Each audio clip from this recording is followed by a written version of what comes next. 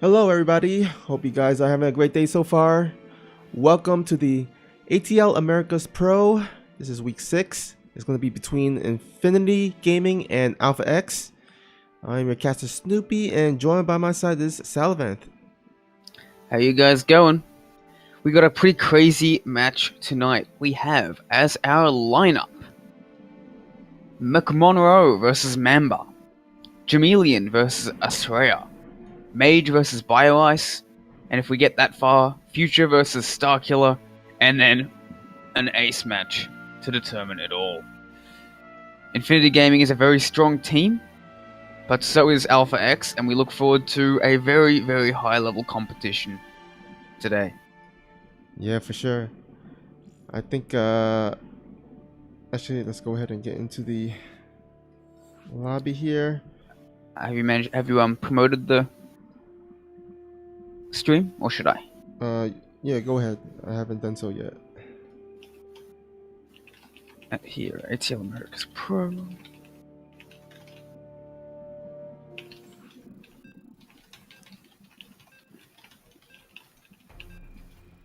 Alright, looks like we're gonna be starting here at New Repungency, LE. One of the newer maps, of course.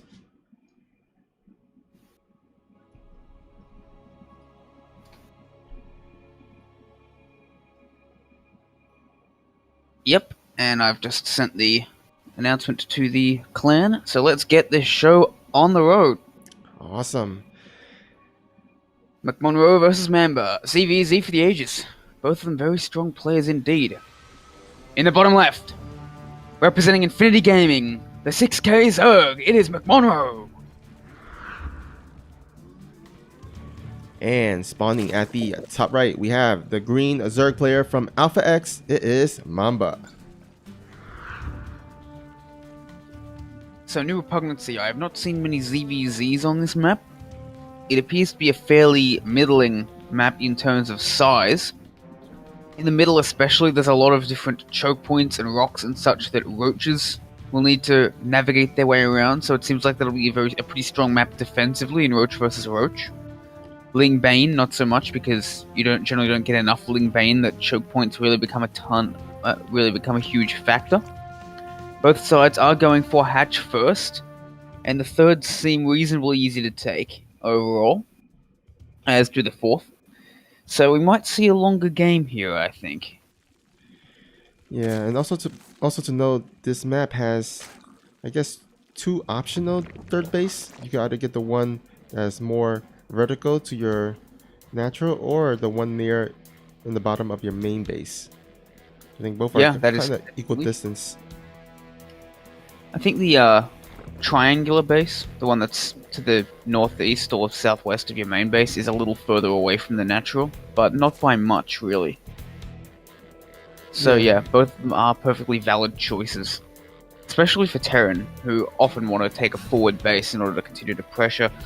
For Zerg, I'm not quite sure what they'll elect to do. We'll have to find out what both sides are going to do. Both sides with pretty much identical builds so far, so neither side going for anything crazy early on, which you do see a lot in this matchup with the 12 pools and 14 pools and 13 12s and all kinds of wonderful variations of that. But these players have decided to play straight up. I think McMonroe has a bit of an advantage on paper in this game, considering the relative MMRs of the two. But this is a best of one and a ZVZ, so anything can happen. Yeah, anything can definitely happen. Now, McMonroe actually has his spawning pool a little bit out on the edge of his base. I'm not sure exactly why. I think usually, Zerg would choose to make it near the hatch so that if there is a Ling run by, the queen can be tucked between the hatchery and the spawning pool, but instead he's just gonna go ahead and make it out in the open, and hopefully hoping that no massive Zerglings run into his base. Well, if enough Zerglings run into your base that they can snipe that spawning pool, you're in serious trouble anyway. The only way I can really see that of hurting him is if Mamba had gone for a very early attack. And we do see McMonroe taking that alternate third base, as you mentioned. Taking the more forward third base, deciding it may be easier to defend. Whereas Mamba appears to be going for the roaches. This is a pretty standard ZVZ type of trade-off.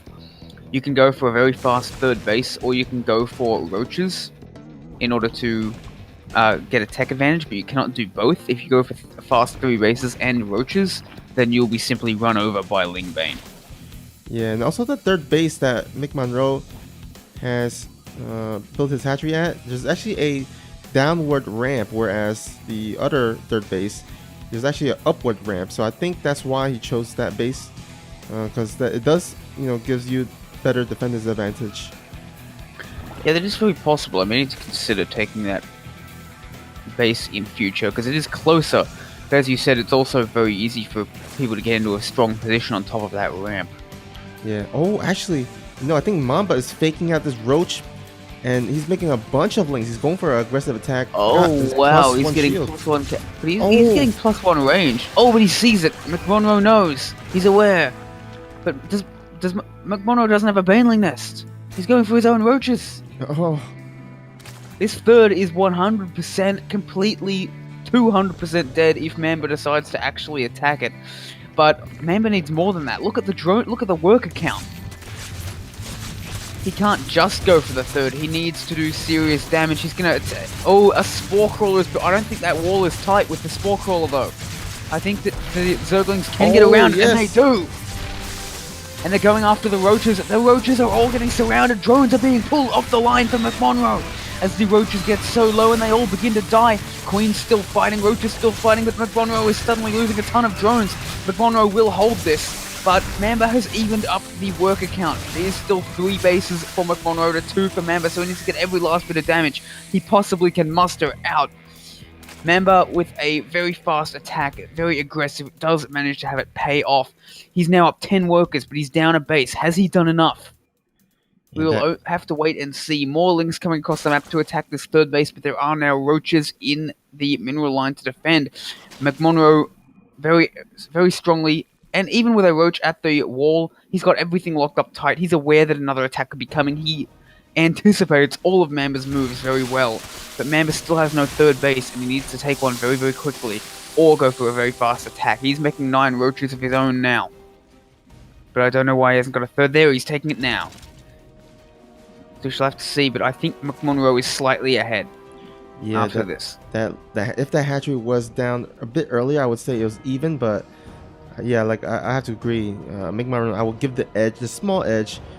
It's gonna come down to the Roach versus Roach engagements, and also if the players can catch their opponent's Roaches off guard in a weird awkward position, but we shall see.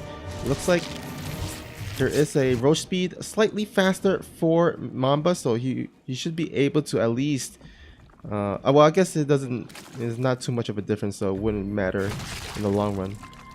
No, but what does matter is that the +1 Carapace is done for Mamba. Remember, he took 2 upgrades at once during that attack. Alright. So he will be down economically, but he will have an upgrade advantage earlier on, especially if he takes his +2 upgrade as soon as he can. And I think he's about to make a swell of drones, but he's in fact making more and more Roaches. I think this third base, could this third base actually be a fake? And he could just be going for a very fast attack. McMonroe is investing in double upgrades himself, meaning he has a lot of money that he's invested in stuff that isn't going to help him right now, and Mamba does have an army supply lead. Yeah, look at that, 72 to 48 army supply with +1/1 versus only +1. Remember we said Roach speed wouldn't make a difference? It might. Mamba is hitting an extremely precise timing, about 10 seconds before Roach speed is done. Yeah, and here we go. He's going up a ramp though, so we'll see if that is.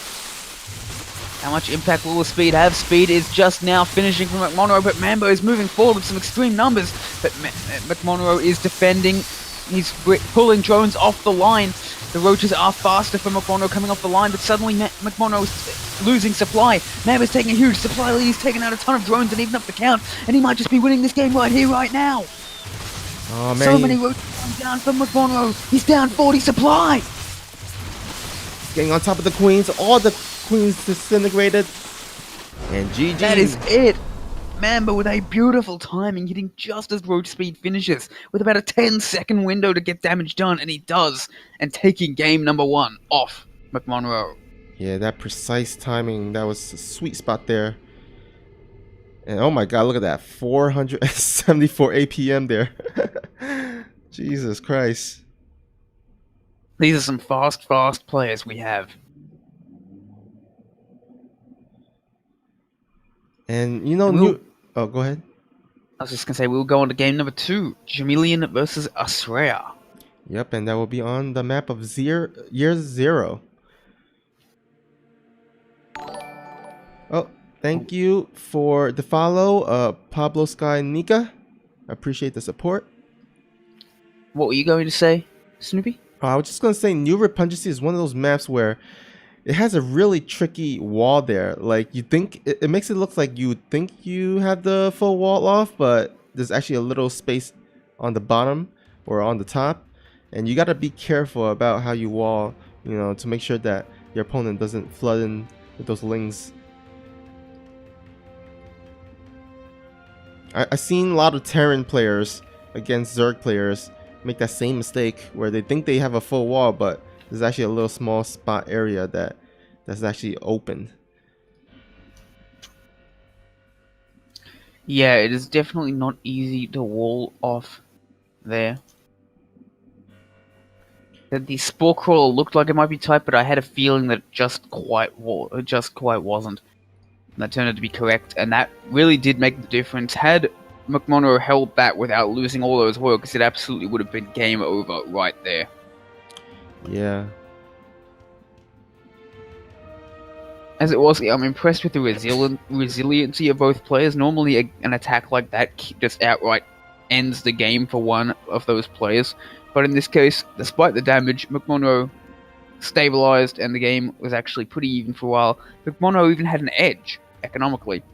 But Member was able to get enough roaches out in exactly the right position to force a victory. Yeah.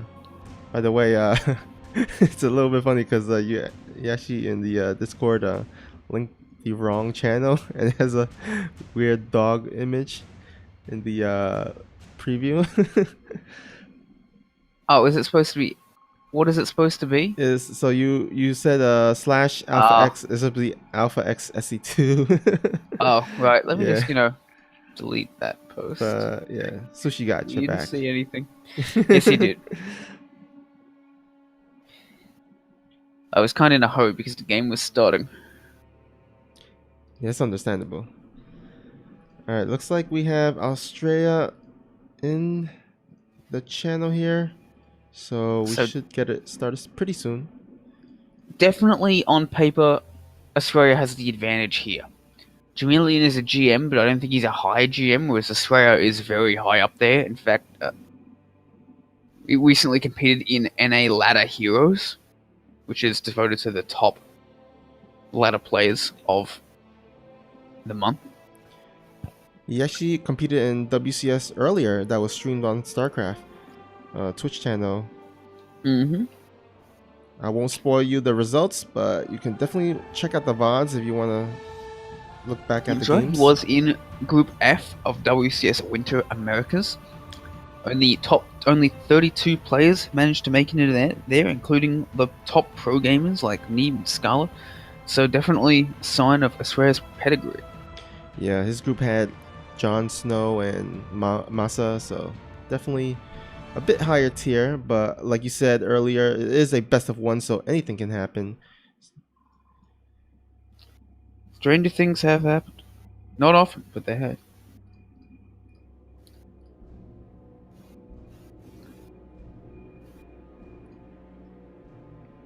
All right, in the meantime, as we wait for these players to get started, let's go ahead and check out the group standings here. I'm going to bring this up here so you guys can see. We're down here in Group B, and as you can see, we're currently placed on the second spot. Second place. Let me guess. We're below Psystorm. Yeah. Have they lost a match? Nope. They're currently 5-0. Jesus. Undefeated. Christ. And we're currently 4-1, so not too bad. But if we make second place in our group, we won't meet them till the finals, right? Yeah. So the that top would be an epic finals. Oh yeah, for sure. Well, I guess. Yeah. I guess. Well, I'm not sure how the finals pairing is, but the top 4 of Group A and top 4 of Group B will advance to the playoffs. Where they will play off, or they will play out the matches, see who becomes the champion. Like I said, we're currently at second place. Third place is also 4-1, so it's pretty close. And then top T-Stop Gaming is number 4 currently with a 3-2 score. They do have a better map score, so that's why they're ahead of Next Gaming, which also has a record of 3-2. Gotta get those 3-0s if you can. Map scores are important. Yeah, for sure. And we're coming down to the nitty gritty here, as there's only, I think, a total of 9 weeks, and we're currently in week number 6. So. Oh yeah, definitely going to be seeing who will remain in contention and who will not in the coming weeks.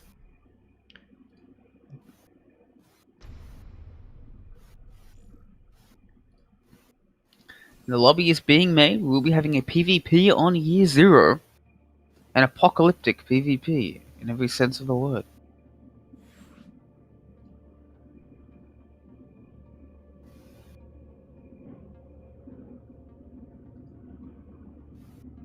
I wonder if they're gonna next season make a map called Year 1. And then next season is like Year 2, Year 3. No, they gotta wait for like 3 seasons because it's year. It's yearly. Right.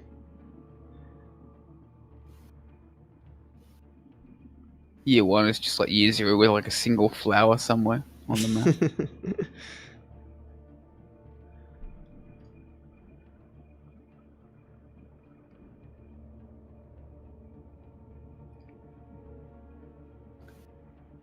Alright, here we go. Jamilian versus Asraya. AlphaX is up 1 game to nothing. This is a best of 5, so 3 wins is enough to take the series. 4 games in Pro League style fashion, and then an ace match to determine it all if we get to the 2-2 score. Let's see if that happens. Our second game is about to begin. We're just waiting on the map to load up. It is a pretty intricate map.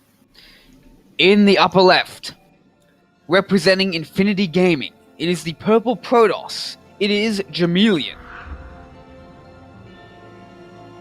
And spawning at the top right, we have our red Protoss from AlphaX. It is Australia. And Australia is going to be walling off at his natural ramp, while Jamilian choosing to do the more traditional wall at his main. Yeah, one thing I like about this map as a Protoss is you can wall off with just a pylon, a gateway, and a cybernetic. Oh. Australia is going for a Nexus first. Oh. He's not sending anything back to make that gateway, and he's getting a lot of money ramped up. He is absolutely 100% going for that, and I think he's going to fake a cannon rush to try and keep Jamilian back while he takes his expansion. Wow. You would think he's playing a PvZ, but no, he's playing a PvP here. Even for PvZ, this is pretty greedy, let alone PvP. And he's got that pylon down, but Jamilian knows he's figured out the trap, but even so, he can't get out of his base at this point. Yep, Jamilian doesn't believe it, and it's right. But Australia is up to something that is perhaps even more nefarious with the Nexus first build. He is completely fooled Jamilian right now, I would say. Yeah, and he placed the pylon so that no probes can go out, no probes can go scout or make a Nexus out in the map. Exactly. So I think this is going to pay off for him. Is he going to make a second gate now? He's not even making a second gate. He's going balls to the wall with this. Is Australia. Yeah, I think he knows that he's going to be behind in gateway, so he's going to have to tech up straight into something like Robo quickly before those stalkers and Sentry Oh yeah, comes. definitely. He needs some sort of, he's not going to be able to match the unit count of Jamilian, so he needs some sort of powerful unit like the Immortal to act as an equalizer if Jamilian chooses to attack, which I think he kind of has to. What choice does he really have? Yeah, Australia's Nexus is already done. No, he's going to have more Chrono Boost, more probes, so he's definitely going to have to attack at some point. Yeah, Jamilian is all in. He just doesn't know it yet. This is devastating opening from Australia. Jamilian is going for Adepts and the Stargate. So he can't. So he does need to get like either if he's not all in, he needs to get significant damage done. Jamilian is choosing to expand, but he's already like a minute and a half behind the his opponent, despite taking a 3-minute expansion, which is normally pretty fast for this matchup. So Jamilian will be. I think that's a full wall off from Australia. So these adepts aren't going to get anything done. Meanwhile, double Robo from Australia. Oh, wow. What the hell is going on? This build is crazy. Yeah, but he's actually not going to have any gateway units at all, so this Oracle could do tremendous damage. Oh, that's right. If Jamilian does go into an Oracle right now, there's going to be like no Stalkers. Australia is going for double Immortal. But, oh, Jamilian is going for Phoenix. Jamilian's taking a second Stargate. Does he know? What is he? Yeah, I think see? He saw it. He does. He so he's going for like a mass Phoenix sort of style against this lack of gateway tech. I've never seen a game like this. Yeah, but I love this response from Jamilian. I mean, Stargate does do pretty well against Robo, so... Yeah, I agree. This is fantastic. And Australia's getting double Stargate of his own. What? Oh my goodness. What is this game? Jesus. Australia, dude, gateways, they exist. They make units. They're good units. I don't know. Has he even gotten Warp Gate? No. No, he hasn't. Yeah, he's just basically skipped it. He's going to rely on just Robo and Stargate. And he's got some, I guess, cojones. Just because, I mean, if Jamilian made an Oracle, I mean, his probe line would have been decimated. Yeah, I mean, he's only just now finishing a shield battery. And that shield battery isn't going to do anything against 4 Phoenixes. The shield battery does now work on floated build. Oh, if Jamilian just moves across the map with these Phoenixes right now, he would be so devastating. He could hit like 4 against 2. Meanwhile, this Prism is looking to move out, but Jamilian has Phoenixes in position, so if this Prism were to get caught, oh, he's actually sending out a probe to build a 3rd base.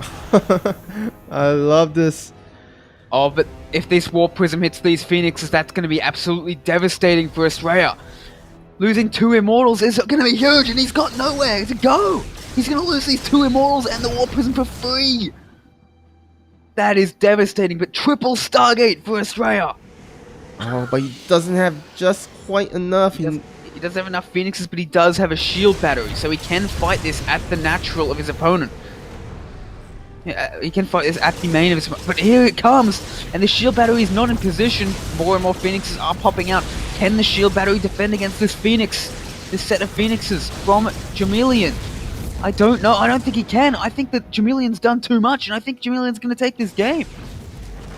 Oh man, if he could have just bought a bit of time, I think he would have caught up in the Phoenix count. Would have been a different story, but Jamilian, you know, those numbers, they can snowball quite quickly. Yeah, it doesn't matter how good Australia is. No one in the world could win from this position here. Jamilian just has complete and utter dominance. It's triple Stargate from Australia, and the Stargates are useless. The Robos are useless. All of his tech buildings mean nothing. He's building gateways now. He doesn't even have Warp Gate. Ah, such a tough position. Australia's trying to build oracles, but they're just gonna die as soon as they pop out. Yeah. Or maybe he's just faking this. I can't see him finishing this. Yeah, me neither. I don't know what Australia could possibly do here. Now Jamilian's just gonna move across the map. I mean, why not, right? What are you gonna do? Every unit you could possibly make is just gonna get lifted up and slaughtered by these Phoenixes. He's not even bothering to attack probes. Well, I suppose now he is. And here come the Stalkers. They're gonna try and take out these pylons. More Immortals being made, but those Immortals are just gonna die to Phoenixes if they ever even pop out. Australia has lost this game. Jamilian has won. Yeah, there's just pretty much nothing on the ground or air for Australia. What an upset. Australia with an extremely strange build, but Jamilian reacting flawlessly. I am astounded at how intelligent this player is. Yeah, he had the right counter. I mean, he scouted the double robo with the hallucination, immediately went into double Stargate. And Australia actually does have warp gate, but it doesn't matter. It's 40 army supply to 7. A lot of that army supply is in Phoenixes, but even so, the Phoenix is going to be unanswered. They're going to continue to snipe probes for the rest of the game. The Robo is only... The Immortal is now going to finish, but the Phoenixes will just lift that one up. And all of these Robos are now dead. Jamilian is pushing forward. This is just a slow death. don't worry, this Immortal will kill everything. Never mind. Immortals are good, but they're not quite that good. 2 Immortals would have won Australia that game, and 2 Immortals and a Warp Prism. But he didn't have the Warp Prism, he did not have the Immortal. Jamilian even just now splitting off his Phoenixes, just making sure that nothing is going to pop out of those Phoenixes, that Jamilian's air control will never be threatened. All these Stalkers do go down. There are Stalkers inside the natural of Australia, just completely unstoppable. Jamilian's just making more gateways. He just needs to... He's going up to like 8 or 9 gateways. He's just going to warp in more units and go and get this kill on Australia. The probe count is actually even, as Australia's continuing to produce them. But yeah. here come the Oracles getting a few more snipes done from Jamilian. I just don't see what Jamilian can do against this upcoming attack. A Warp Prism is done. There's going to be about 10 gateways. And he's just going to warp in enough units that they're going to destroy everything, because units beat no units. True story. You heard it first. Even more probes going down to those Phoenixes, and... Yeah, but here come the charge lots starting to attack at Australia's few remaining forces. The Phoenixes lift up these Stalkers and slaughter them in a matter of seconds. A few Archons are being made to finally fend off these Phoenixes, but we're going to have an army of charge lots about to warp in. Jamilian is actually supply blocked, though. And he's not building pylons, so he may need to wait a bit to make this attack happen. A couple of stasis wards do go down, and these Archons may just get trapped right into them, but no, Australia knows that they could be there. Sends a Stalker in. And if it weren't for that supply block, I'd say Jamilian would have won the game right here and now. But as it is, he's going to need to wait a bit before his attack. More and more Archons being produced by Australia. And there comes the charge light there. So it is just going to be Phoenix charge lot, which means Jamilian does need to get damage done like right now. But I think that's exactly what's about to happen.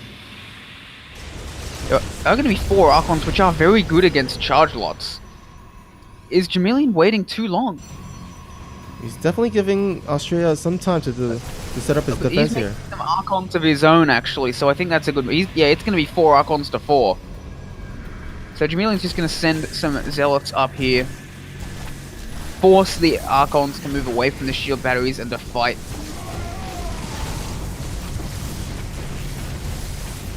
Yeah, Jamilian's just completely outmaneuvered Australia. Now he's moving into the natural, and here's where Australia's going to make his stand. This looks like Australia's attacking Jamilian, but it's actually the other way around.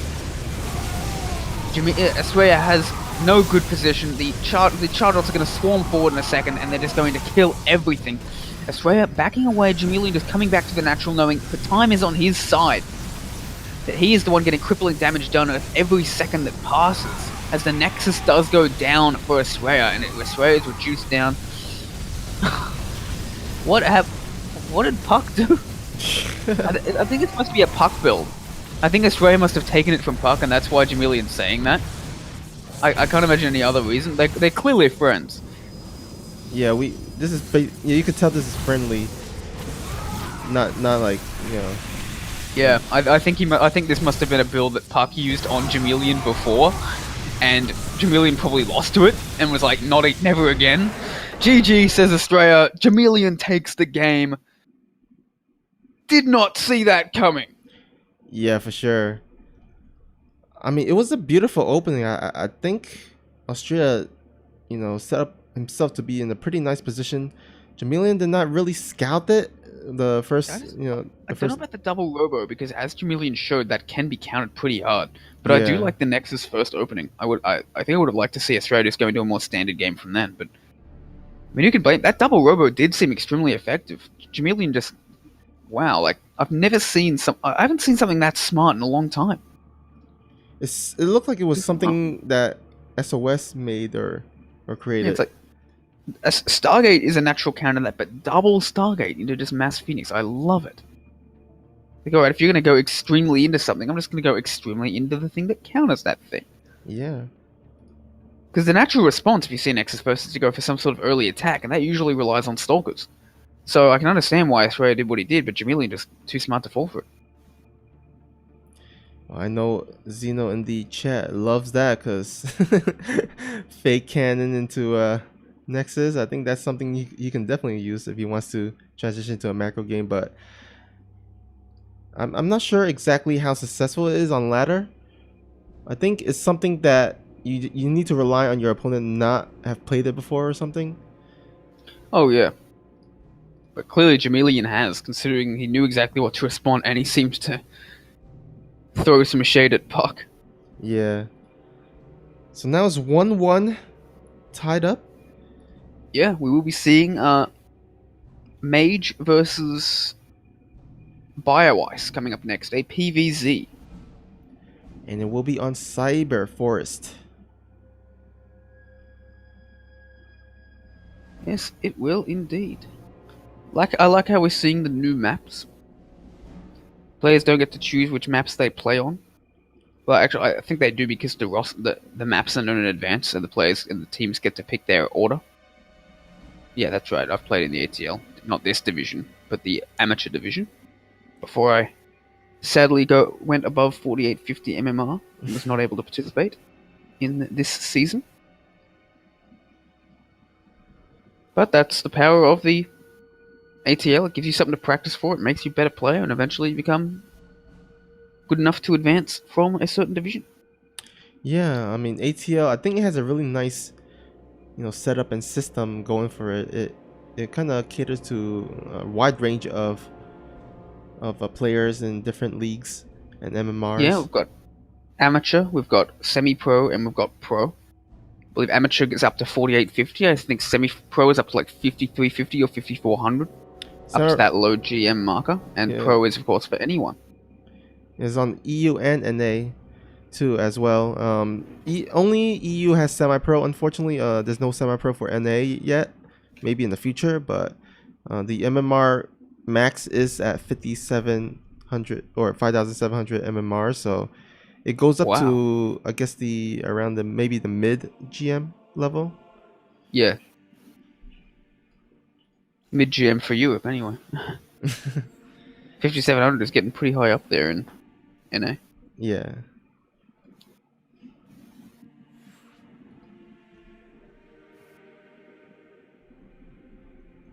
If we look at the Grandmaster ladder now, we're only at the early stages of the season, and we have 58 players at 5700 MMR or above. I guess we will see more people grow to that level as the season goes. So I guess, yeah, it is more like mid-June. Australia is actually now currently third on the ladder. Yeah, that's crazy.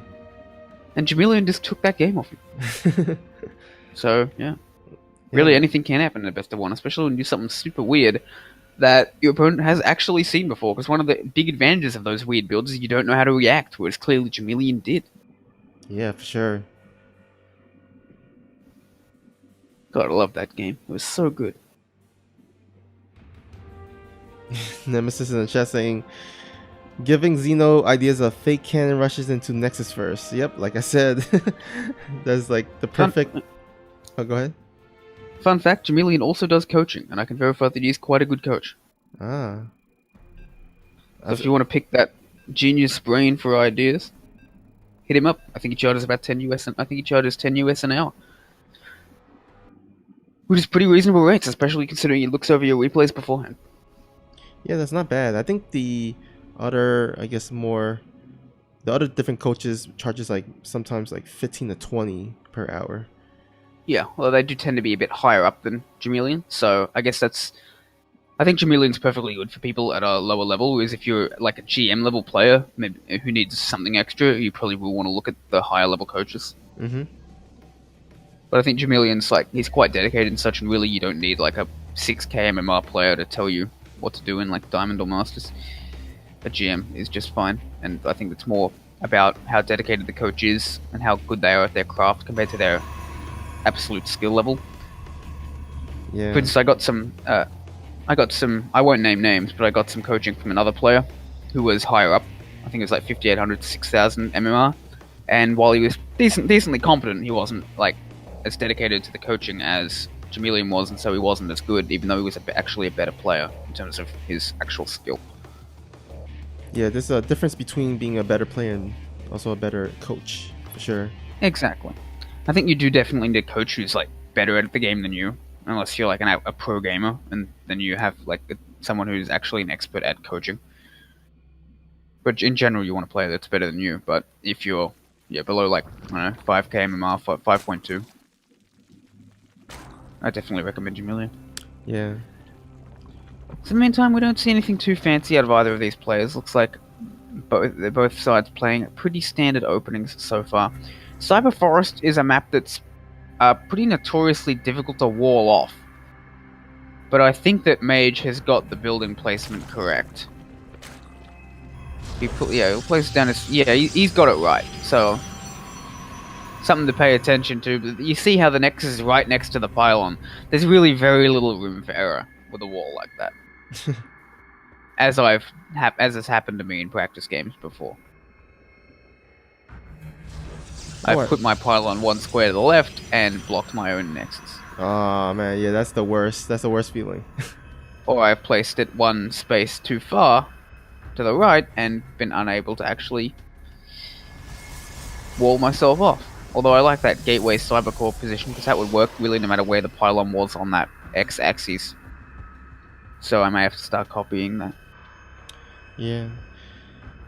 Alright, let's go for the standard 230 player introduction here. Alright, we never did those introductions. Yeah. In the upper left, representing Infinity Gaming, it is the blue Protoss, it is Mage. And spawning at the bottom right, whose overlord is currently being attacked, it is the pink Zerg from AlphaX. It is Bio Ice. So we're seeing Stalker into Sentry into Robo. So this is not a normal opening from Mage by any means. Mage actually supply blocks Bio Ice by sniping that Overlord early. Generally you don't see a Stalker at that early, so Bio Ice was not expecting his Overlord to get taken down. So I'm not sure exactly what Mage is doing, but it's going to be something a little out of the ordinary, because Stargate is still by far the most common opener in this matchup, because it can still go into pretty much anything you want. So I think we're either going to see an all-in or a pretty sharp timing attack like an Archon drop, which is sharper than it otherwise would be because you don't have a Stargate. But considering there's no Twilight and such on the way, I wonder if this could actually be one of those Immortal Sentry all-ins. Yeah, usually you will see a Twilight. Yeah, he's building an Immortal. So I think this is going to be the Immortal Sentry all-in. It was very popular in Heart of the Swarm and such before the Ravager came in and basically killed it. I think we saw it in GSL yesterday, and I don't think it worked.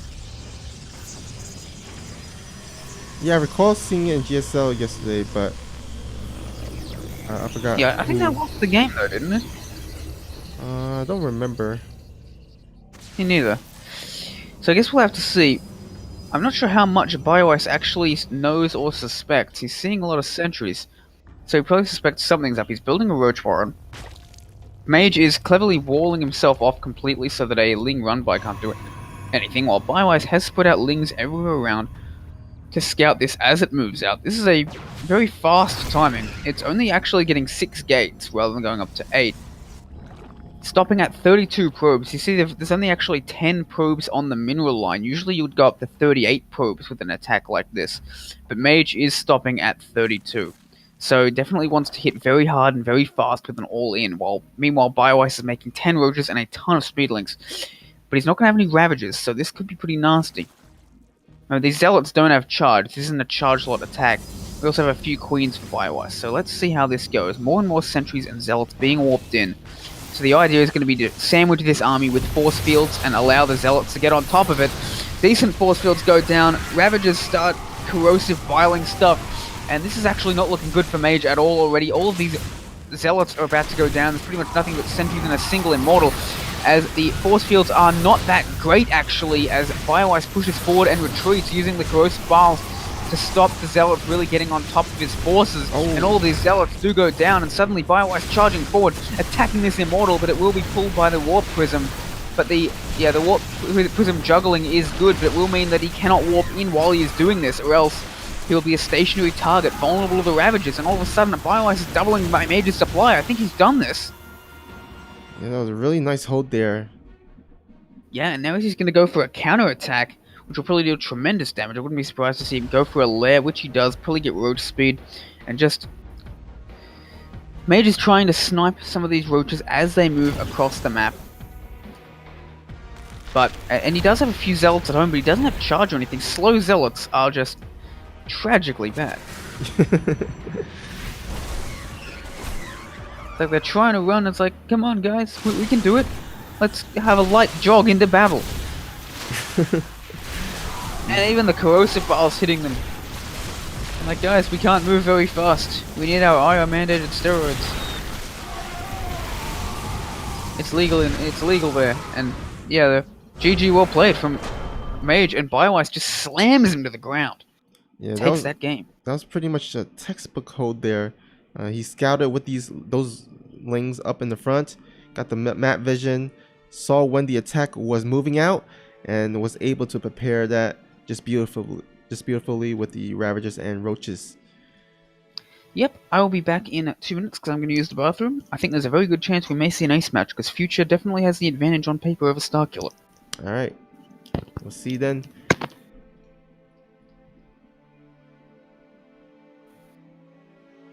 Alright, this next match will be taking place on the map of Automaton. You know, sometimes I wish they added an I between the T and the O, and then it would have been easier to pronounce the map name, because I think a lot of people at first thought it was pronounced as Automation, but there's actually no I in there, so it's actually pronounced as Automaton. But I think Automation had a more nice, easier ring to it in terms of pronunciation.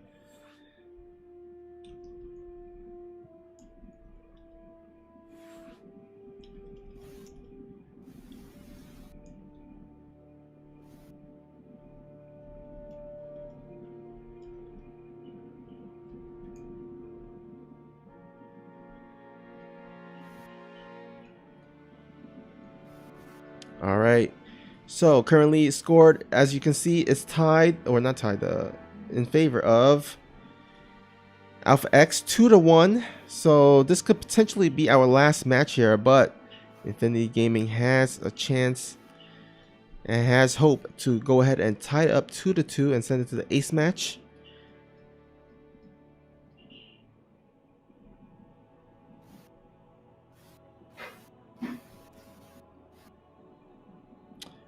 And we should get started pretty soon, as Salvan is just using the bathroom just quickly. And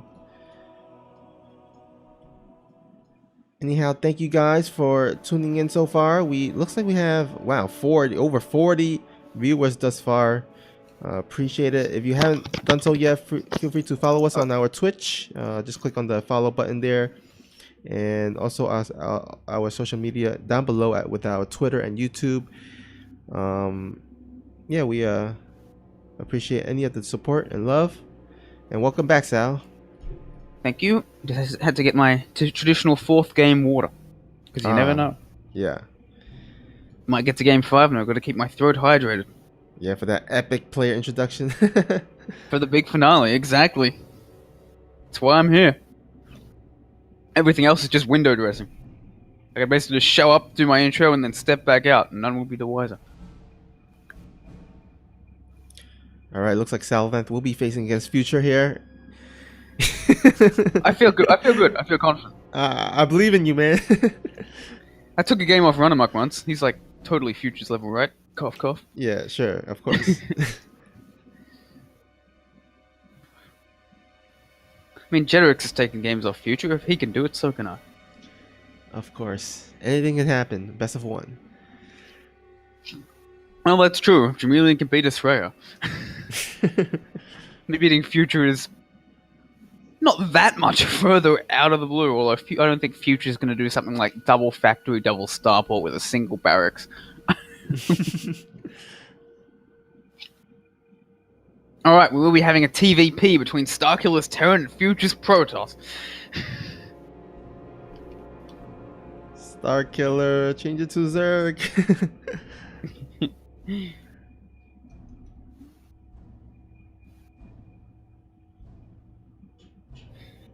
Man, that's gotta be sad for early. It's like, yeah, Wait, Future is actually looking to prepare to switch to Protoss, is he? Oh.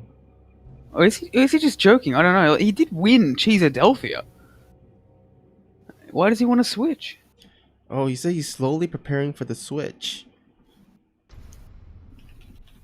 Oh, no, he's changed it back to Terran.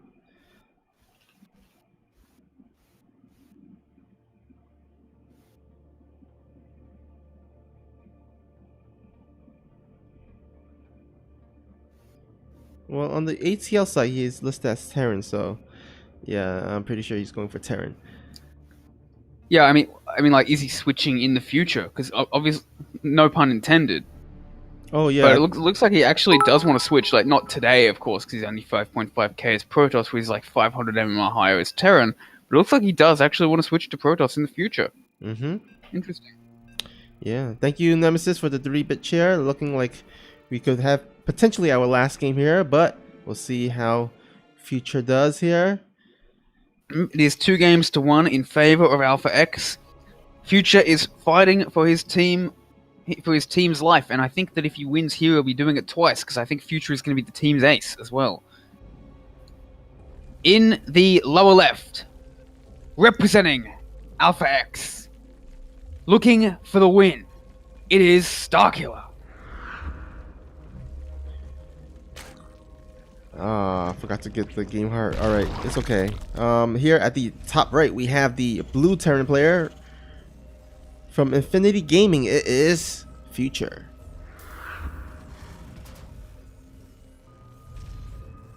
Looks like a lot of these players are near the top know each other quite well. Yeah, I would imagine so. I think they're kind of similar MMR range, so they will probably have faced each other on ladder plenty of times. Yeah, and it's difficult to find practice partners at that level. There's only a limit. There's a limit to how many people there are actually, like, especially as Terran in NA at Future's level. It's probably only a handful. I think who is it? There's Special, there's Masa, there's Epic. Epics are probably around Future's level, if not a bit better. With Special and Masa, like, pro gamers, so they're way up there. And after that, I think it's basically. I don't think there's anyone else at that level as Terran, is there? I don't recall any at the top of my head. So even if we add another 1 or 2, we've forgotten there's probably only like half a dozen players out there in North America who are as good or better than Future at Terran. Yeah.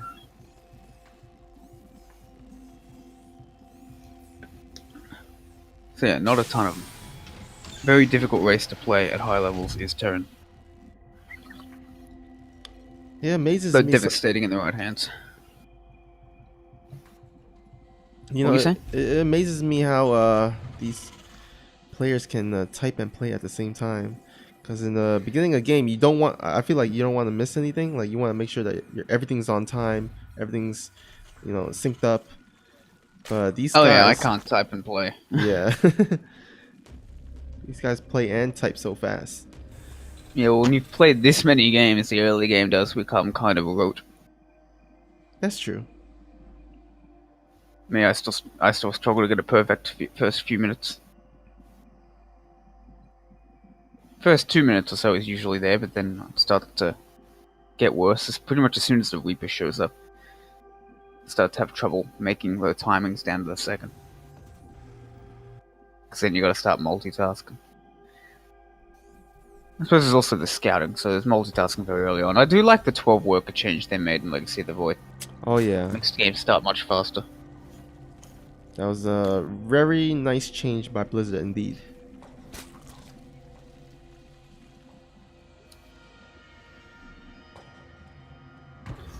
And so we do have a pretty fast lair from Starkiller, like really fast, like 3 minutes fast. I think he's gonna go for a Nidus.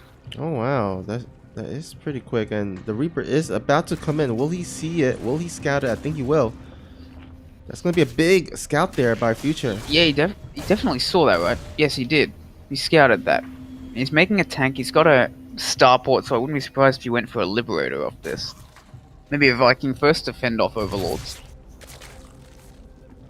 We'll have to see what Starkiller actually wants to do with this. He's taking a third gas. If he takes a fourth now, it could actually be a 2-base Spire. Going after the... Ooh, he gets the creature but loses the Reaper. So he will not see the actual follow-up from the lair, but I think it is going to be a Nidus network. Because he's only getting 3 gases, but then he has no Roach Bourne or anything. He's getting a Hydralisk then. Ooh. 2-base Hydra. The Starkiller. That is very strange indeed. I think he might actually mix this up with the Nidus. So Nidus, Yeah, Hydralisk. that wouldn't surprise me, but then I suppose if he hits before Stim, that could be very effective. Because Stim Marines just murder Hydralisks, but without Stim they move slower, they shoot slower, they'll take a lot more damage trying to get in on the Hydras, and they'll do a lot less damage. Yeah, And he's getting range, not speed, so yeah, I think this is going to be a Nidus-based attack. That Overlord though was taken out, so that only limits it to one spot and one area that Starkiller can place the Nidus in, which is in the natural. Yeah. I think he would have loved to keep that Overlord alive and Nidus the main, but I think Future already has Marine spread it in the main base, so I think he has a good indication of what's up. Oh yeah, he definitely suspects this, and he's even going to take out this second Overlord as well with the Medivac drop. There will be no Nidus in the main base for Starkiller at all. He's going to be reliant on Lings for his vision. Does see a drop moving out. And even then, Future's going to take out that too. He's like, there will be absolutely no vision for you anywhere close to me. Here come the Hydras though. They're trying to, they're trying to catch this Medivac. Oh, beautiful move by Starkiller. Takes it out completely. Future just laughs. I know that. We're back to Hydras. I guess Starkiller has done this to Future in the past. And he's getting Hydra speed now. And he's just moving these slow Hydras across the map. Have missile turrets. I think Starkiller was expecting Future to expect 2-base Mutants, 2-base Spire. These guys have clearly played against each other a lot. And this is like a ZVP Brood War game. Just tearing down the wall with 3-Hatch Hydra. Yeah. No, Stim is about to be done though, which is going to be huge for fending this off. The Hydras are going to be forced to back away. The Stim comes down, doing tremendous damage to the Hydralisks, and then just backing off. And with this tank here, I think that third CC is going to be safe. But Starkiller now going up to 70 drones on the back of this. And getting an Infestation Pit as well as double Evo Chamber. So, Starkiller is going to go up to like the fastest hive in history? I suppose he could go for Infestors, but that's unusual, but so was 2-base Hydra. Yeah. Oh, there's Marine He's actually just going for a third base now. Yep. Marine, oh yeah, we'll deny that 4th base. Will the Marine. Just one Marine denies that for a very long time. Very nice. Here comes the Queen to be like, no, don't you touch my baby.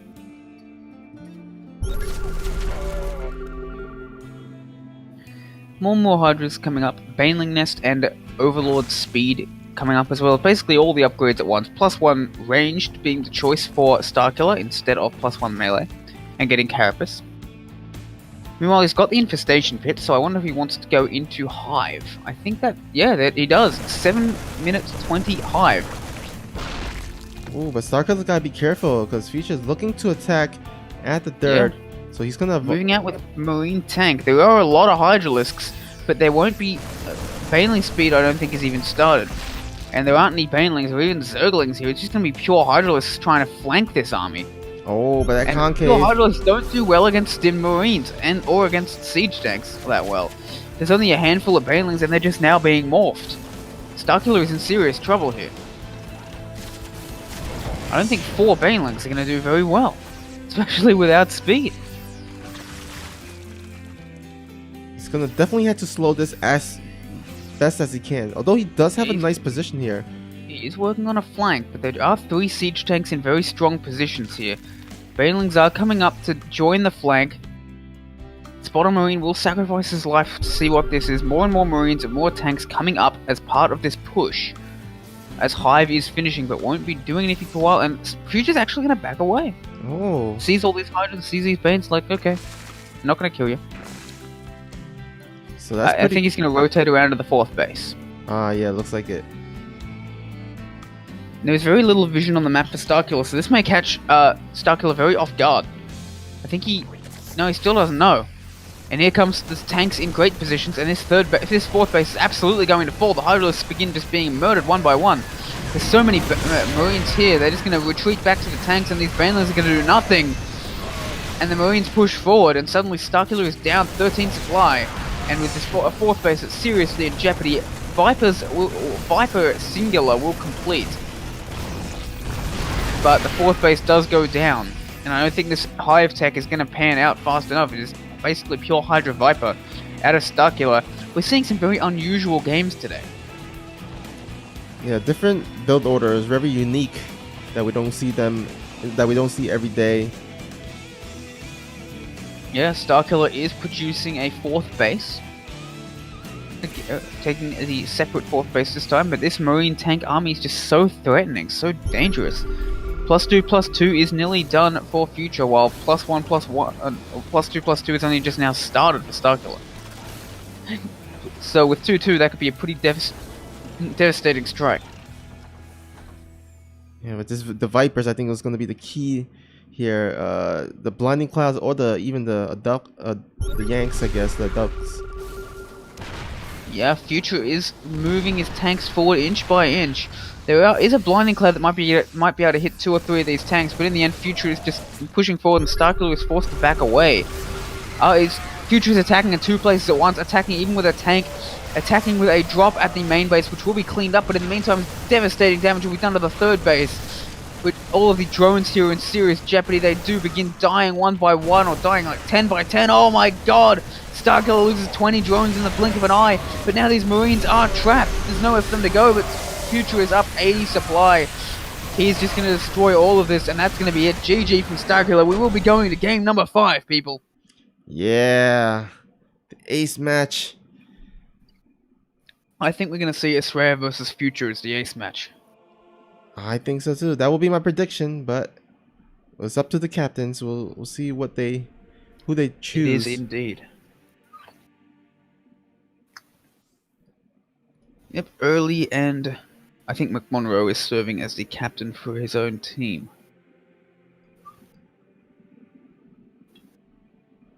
He could send himself out, McMonroe, because he's about the same level as Future. But overall, Future seems pretty dominant today.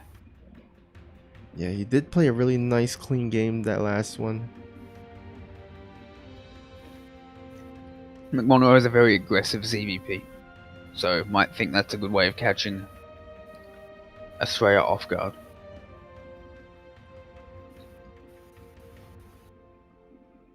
We will just have to wait and see.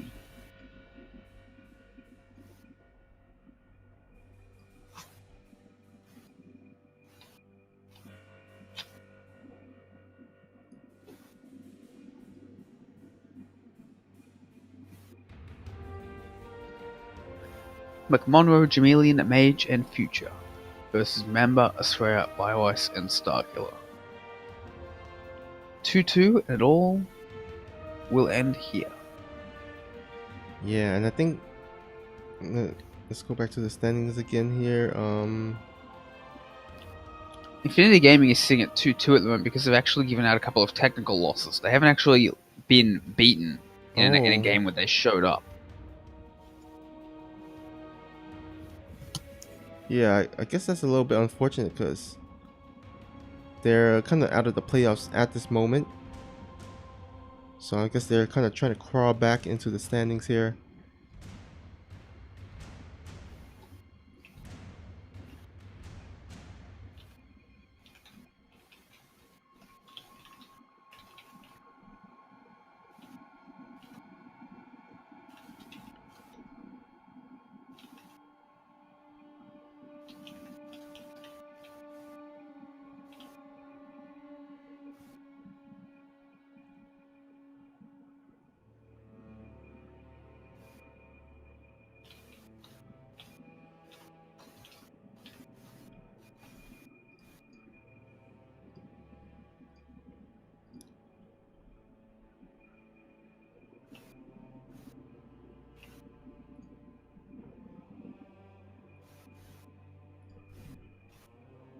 Alright, this next map will be the on Kairos Junction. Alright, nice. I think Kairos Junction is one of the more popular maps that most people prefer to play on, so I'm guessing whoever is chosen as the ace would love to pick or to play in this map here. No Alright, so problem. the ATL does in fact have an existing procedure for the ace match. Apparently you put in your ace player and that is only revealed to the other team when they have also selected their ace. Ah, I see. So that will ensure no one has to go first. There is no chance for any sort of trickery. Both players will see the match only when both players have revealed it. So let's go to the page and let's find out. Alright, let's go ahead and go to the page. Oh, thank you. Oh, sorry. Let me go ahead. And the ace match has been determined. It will be, as predicted, Future versus Astrea. Alright, our match that we all wanted to see, or at least me and Sal. Yeah, we definitely wanted to see it. Hope you guys are excited. I think that they're both at extremely high levels on the ladder right now. Let's take a look. Astrea, as we know, is currently sitting at 6,505 MMR. Third place on the ladder. Future, on the other hand, 6,073. He's 400 points below Astrea and still at number 12 on the ladder, just showing how top-heavy this thing can be. And that's right, we do have Dolan and Vindicta, both strong NA players who are about the NA Terrans who are about the same level as Future. We actually have a total of 6 Terrans in the top 16 of the ladder right now. And Special is not in there because I think he's playing Korea. So, definitely a lot of high-level Terrans up there. Wouldn't be surprised if Masai is the barcode at number 10. So yeah, we'll see the number 3 North American ladder player versus the number 12. It will be a very, very high-level match. Indeed.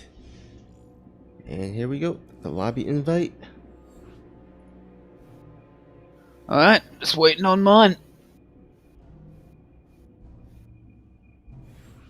We will be going into the ace match. Everyone prepare yourself. We're about to I'm get... excited. Yeah. The epic Always Salaman up for the ace player match. I introduction. love ace matches. Love them so much. They're the best. Future and Australia, the two kings of these teams. The rocks on which we rely on. But these rocks will collide against each other until only one can win and the other is ground into dust. Here on Kairos Junction. Both players are ready and we are getting into the game. StarCraft gods just bless us with so many ace matches. They do. We seem to get so many of them when we cast, don't we? Yeah. I think the players just sort of collude among themselves to make it happen. And thank you. Please keep doing that, because we get to see some great games. We're just going to load up into the game now, and here we go. In the upper left, the Titan of AlphaX Esports, WCS competitor. It is number 3 on the ladder. We have Astrea.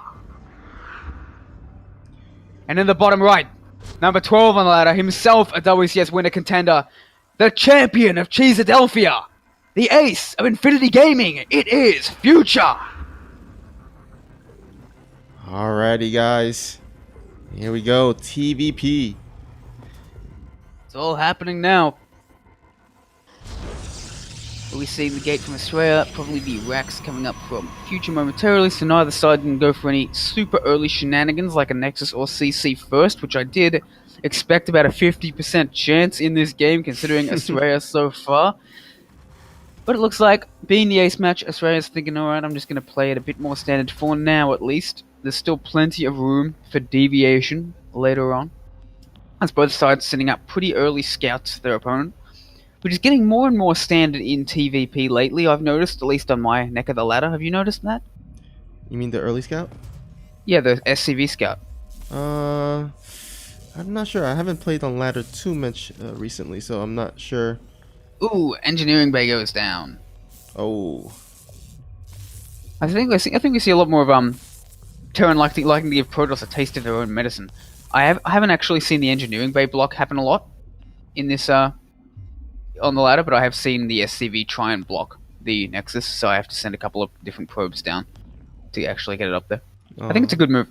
Australia's actually choosing to just expand elsewhere. What? Can you do that? It seems like I mean, I guess you can. All the 2 base pushes tend to really happen when Protoss has 3 bases, right? Yeah. I mean, I never really thought about it that way, but that actually can work. The SCV does go down for future. Wow, that's just... But it's going to be so hard to defend against something like a Widowmine drop. That is true. I mean, we see a lot of Zerg players do that, but... Yeah, but the Zerg's very different to Protoss. Yeah. It'll be interesting to see how this game progresses. Does Future even know about this? Future doesn't know. This could really trick Future heavily. Future's even scouting around for a proxy with his first Marine. He's not building a Reaper, so he's not going to have any idea for a long time what's going on. Yeah. 2 more gates going up from Australia pretty much straight away. Commonly, Protoss would just chrono boost a Zealot to help clean that engineering bay at the natural, but you don't really expect the Protoss to make the second base at the third.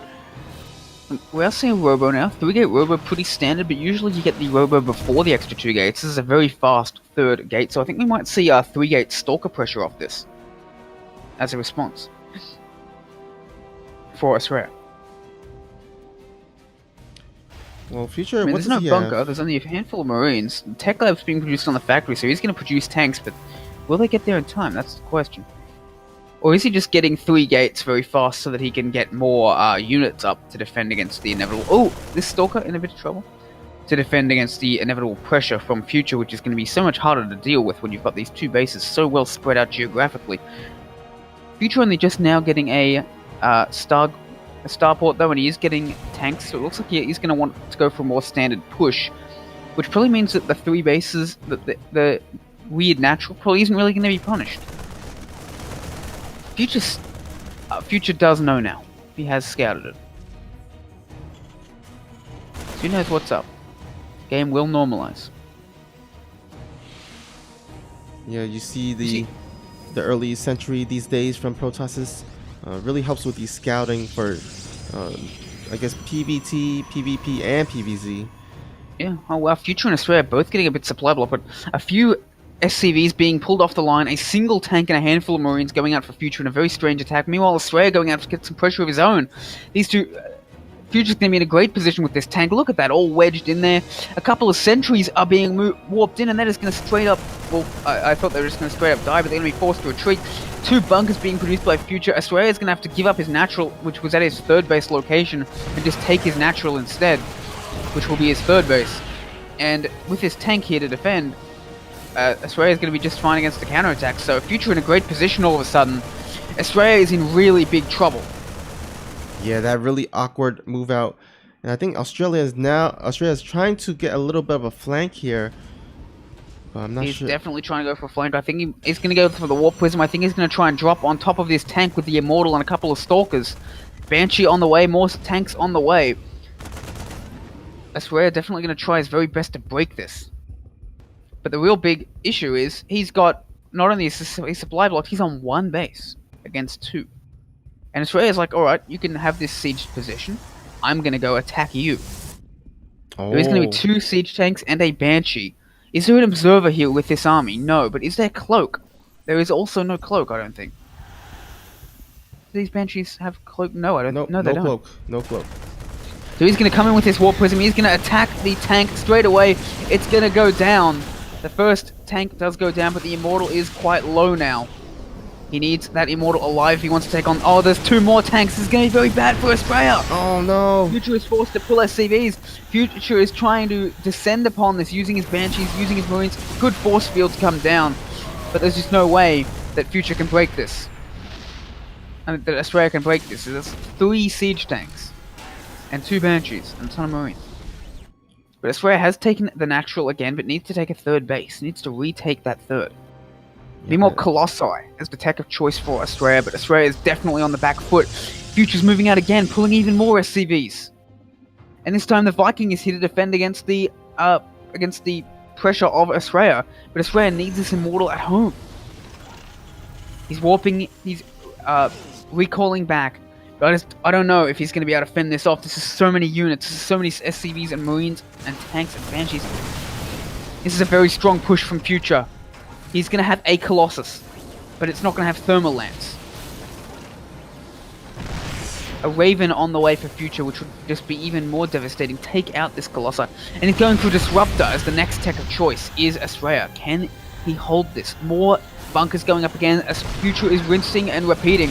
He's going to go for it. He's going to go after this tank. He's going to get it. He's going to go after the second tank. I worry that's a bit of an overextension. Oh. This Colossus, being saved by the Warp Prism. But there's no shield battery to heal it, so he's... No, there is not. This Colossus is so vulnerable, but there is no stim. It's going to be difficult for the... If a single siege tank shot will kill this Colossus dead. And the Immortal is so low as well, but Future's attack has been momentarily stymied. He's got another siege tank. He's got 2 more siege tanks on the way to go up to 3, and he's making more and more bunkers. Oh, good Disruptor shot. A second Disruptor on the way, and now Future knows he's got the Disruptor. He knows he's on a clock with this attack. This Disruptor can tear away at it from afar. This sieged position will be broken by the Disruptor. More and more bunkers coming up, but these Disruptors can take it down, given enough time. And that's exactly what I think they're going to do. Extended Thermal Lance on the way for Australia. 2 Disruptors coming on down, breaking this bunker before it is even produced. Meanwhile, Banshee's doing what damage they can, forcing the third base to remain uninhabitable. This is so close. Future is actually has taken the third base, though. Australia needs to break this now, and I just don't know how he can. Oh, but he did clean up the 2 Banshees. That's going to really help. Yeah, he did, and he's mining from his third base. He's actually used the Warp Prism to bring probes from his natural to his third. Australia doing everything he can to stop this, while meanwhile, Future going up to 6 bunkers. And here we go. I think he's going to go for it, but I don't think that's a good idea. Disruption on the Disruptors. The Disruptors have been out-disrupted. But is it enough? The siege tanks will go down, though, I think. Oh, good. It's a good hit. I think this is enough. Australia's going to hold this. Yeah, what a crazy... How did he do it? There's so many bunkers. But he's down 15 workers. He needs to do a counterattack. But he will. What's left at home for Future? There's not that much. It's mostly bio and a tank. Extended Thermal Lance does complete, but there's no Colossi to take advantage of it. Yeah, you're gonna have to produce a bit more Colossus to take advantage of that Thermal Lance. This Viking in serious trouble. Remember, there's no blink. I don't think there's any charge either. This is just pretty much a robo-based force. Does he even have a Twilight Council? Nope. I don't think he does. Wow. This game has been so scrappy. There's been no chance to get good flank from Future. Takes out one of these Disruptors, immediately pulls SCVs off the line. The GG, that's it. Australia has been defeated. Future will take the series 3-2. Beautifully executed plan from Future. Started with that engineering bay block, took out the third base that Australia was forced to take, counterattacked, defended everything Australia threw at him, was on the front foot for this entire game, and culminating in that attack that out-disrupted the Disruptors. Yeah, I mean, at the end, I still think Australia had a chance, but unfortunately, he did get a flanked and that stim would have descended on his army and destroyed everything, and Australia knew it. Yeah. He couldn't even shoot out a ball with his Disruptor because it just would have been sniped before the 2 seconds were up. So he was about to lose his entire army, and then he would have lost the game from there. Australia is good enough that he knew when he was beat. Ah, man, so it's really unfortunate because that was a beautiful hold there by Australia.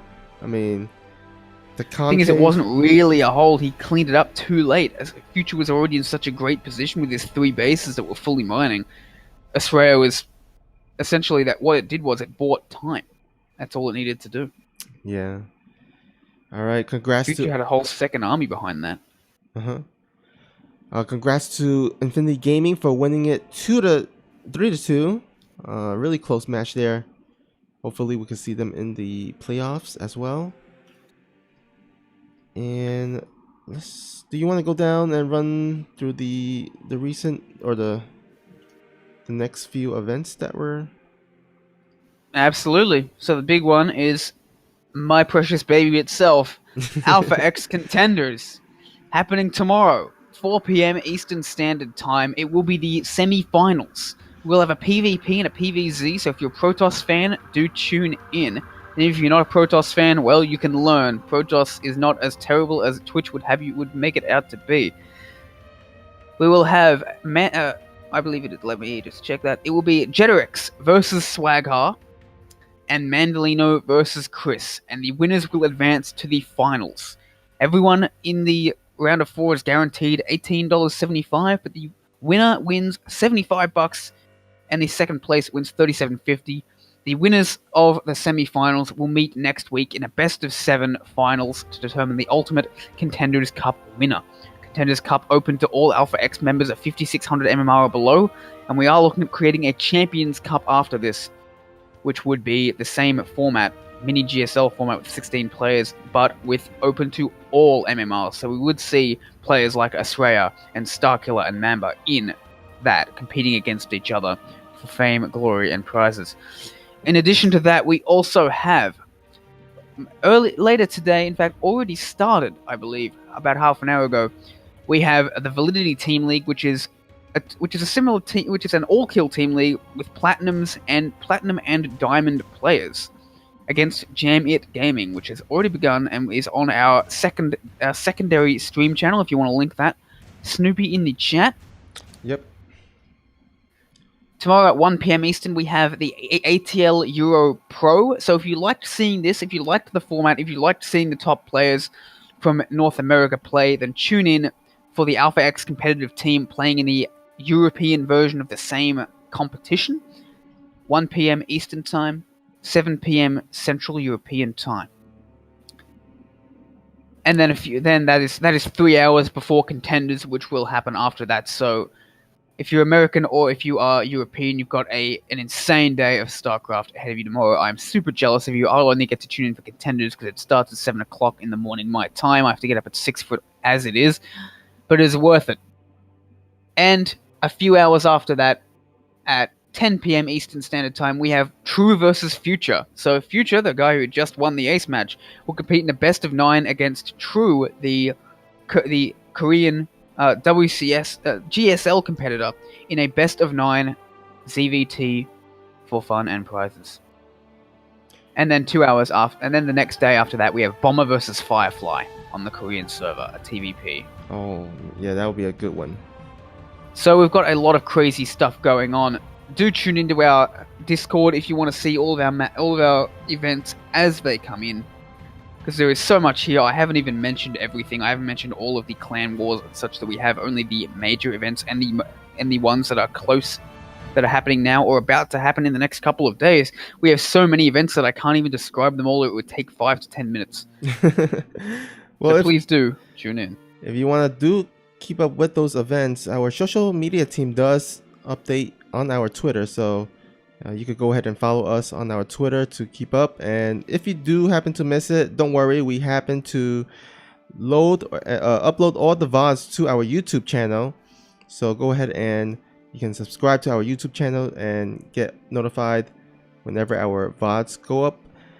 But I think that pretty much does it. Do you have any last words before we conclude this? Thank you everyone for coming in. Congratulations to Infinity Gaming. Congratulations to everyone who fought. It was a fantastic match. And we will see you guys next time, tomorrow, for Contenders. Yep, I'm gonna go ahead and raid the second channel. But anyhow, for the meantime, this is your friendly neighborhood casting duel, signing out.